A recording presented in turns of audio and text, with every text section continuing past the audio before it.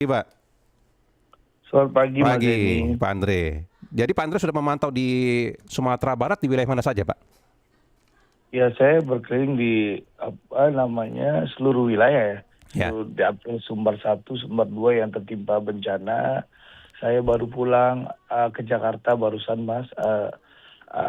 Hari ini saya ada tugas DPR sebentar, ya, tapi Jumat saya sudah kembali ke Padang lagi. ya. Dari terakhir pantauan Pak Andre, bagaimana kondisi masyarakat di sana, Pak, di Sumatera Barat? Ya, menurut saya kalau saya bicara Sumbar ya, Ya, alhamdulillah penanganannya jauh lebih baik ya. Tidak ada masyarakat yang kelaparan, posko-posko didirikan di seluruh tempat bencana alam ya, logistik dikirimkan. Kalau daerah-daerah yang memang kesulitan untuk akses, kami awalnya punya 7 helikopter, sekarang ya, masih punya 4 helikopter di Bandara Tabing dan di Lanut ya. Itu yang mengedrop makanan, logistik ke berbagai titik yang tidak bisa ditempuh dengan jalan darat ya. ya, Ya kita ada helikopter Karakal sekarang, lalu pula punya TNI AU, lalu ada Dolphin TNI AL, lalu ada helikopter Basarnas 2. ya, Jadi itu yang ngedrop makanan. Tapi alhamdulillah sejauh ini sangat baik ya penanganan. Lalu saya juga selain berkoordinasi posko-posko dari berbagai pihak di luar pemerintah juga banyak. Lalu kita sudah fokus sekarang selain membantu, kami sebagai anggota DPR sudah rapat dengan Bupati Wali Kota ya, dan juga pihak pemerintah, Kementerian PU ya, balai-balai yang ada untuk mendata dan mempersiapkan bagaimana kita membangun ulang uh, infrastruktur Sumatera Barat yang rusak karena bencana alam. ya, Ini kita sudah collecting data dan alhamdulillah datanya sudah rapi, kita sudah menghitung kerugian dan kita sudah sampaikan Pak Menteri PU. Insya Allah Pak Menteri PU akan laporkan Presiden, mudah-mudahan usulan yang kita sampaikan ke Presiden disetujui. Gitu. ya. Dari pantauan Pak Andre untuk infrastruktur yang memang urgent sekali, Pak, untuk pertama kali dibenahi apa saja nih, Pak Andre, di Sumatera Barat, Pak? Ya, ini kan soal urat nadi perekonomian ya, salah Ya, satu Lembana ya. Lembana itu putus, tapi alhamdulillah tanggal 8 kemarin kita sudah berhasil membuka untuk motor ya, Mas.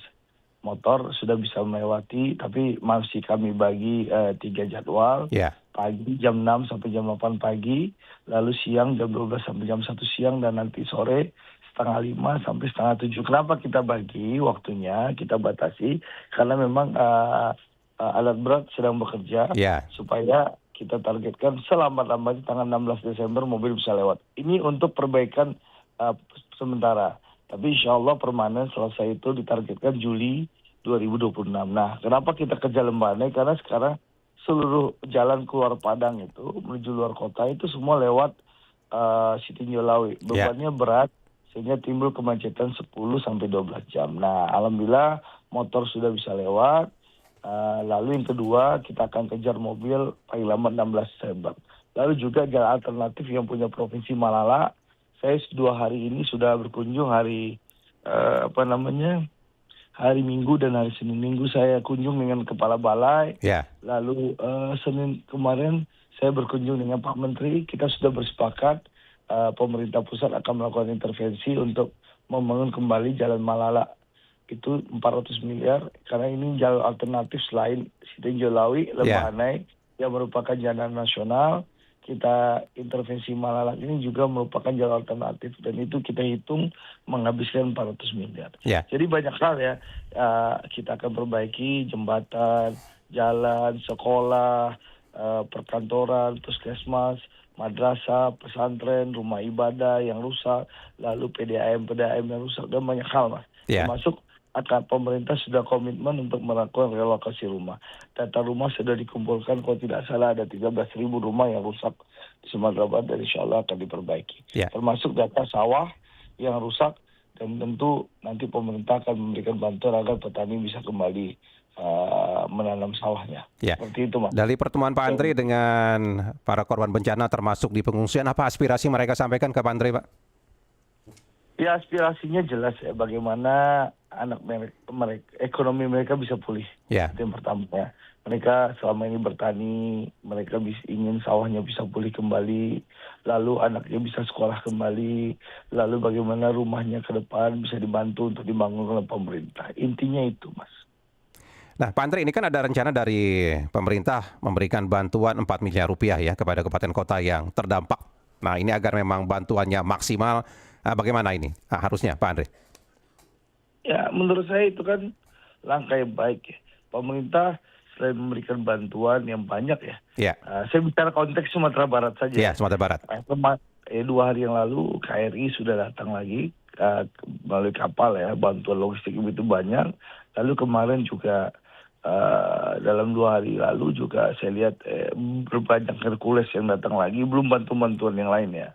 Yang menurut saya disyukuri dan Ya, tentu dengan bantuan 4 miliar ya per kota kabupaten ya untuk memberikan tambahan ya bagi tambahan energi pemerintah lah bagi kota pemerintah daerah kabupaten begitu ya. ya untuk menangani dampak bencana. Menurut saya itu bagus-bagus saja, yang baik ya. Menurut Ya, saya itulah menunjukkan perhatian pemerintah pusat memberikan suntikan kepada pemerintah daerah agar pemerintah daerah punya ruang untuk menangani dampak bencana di daerah masing-masing. Menurut saya itu perlu kita dukung ya. ya. Tapi Pak Andre, dari pantauan Bapak ya di sejumlah pemerintah daerah di sana begitu kemampuan mereka untuk menangani bencana dari sisi anggaran saat ini bagaimana Pak kondisinya Pak?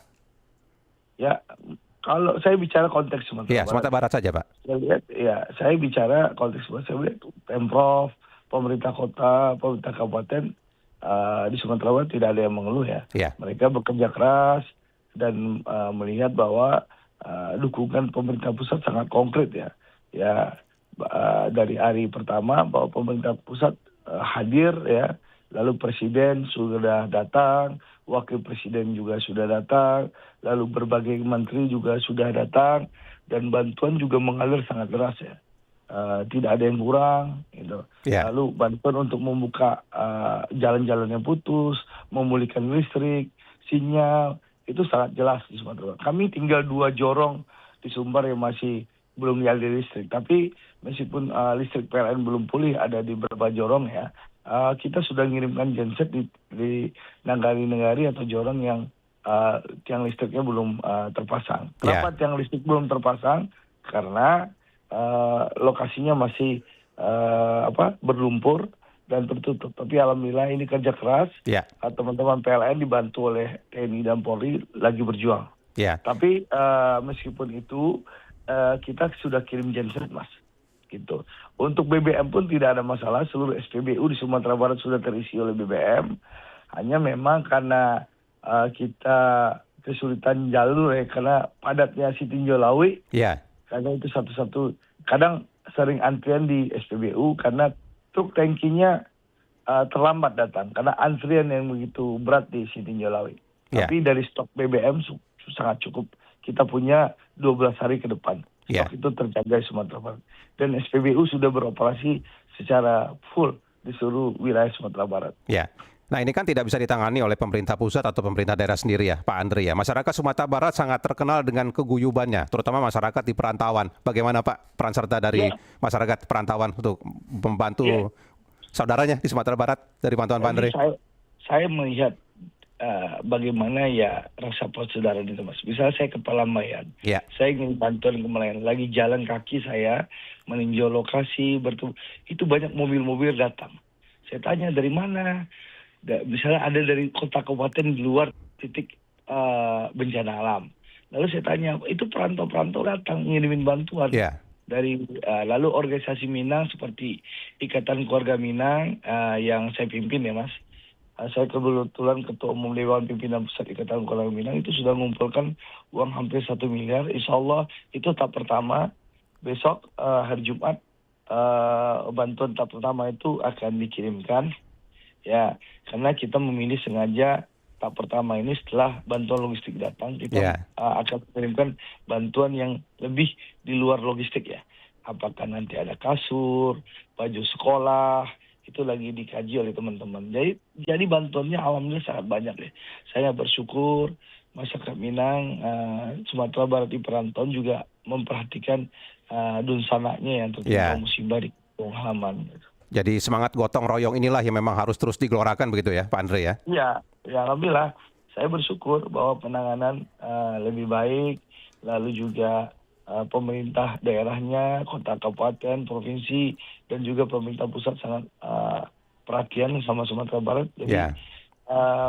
saya optimis ya, kita bisa cepat pulih kembali. Ya, Pak Andre, kami nantikan perkembangan dari Sumbar dari kunjungan Bapak berikutnya nanti, Pak. Ya, insya Allah Ya. Jumat saya kembali Baik. untuk 1 minggu ke depan, Mas. Ya, terima kasih banyak Pak Andre Baru untuk pulang waktunya. setelah Oh, 10 begitu hari, ya. Istirahat 10 sebentar, hari, ada kegiatan pulang DPR, baru sebentar. balik lagi nanti Jumat begitu ya.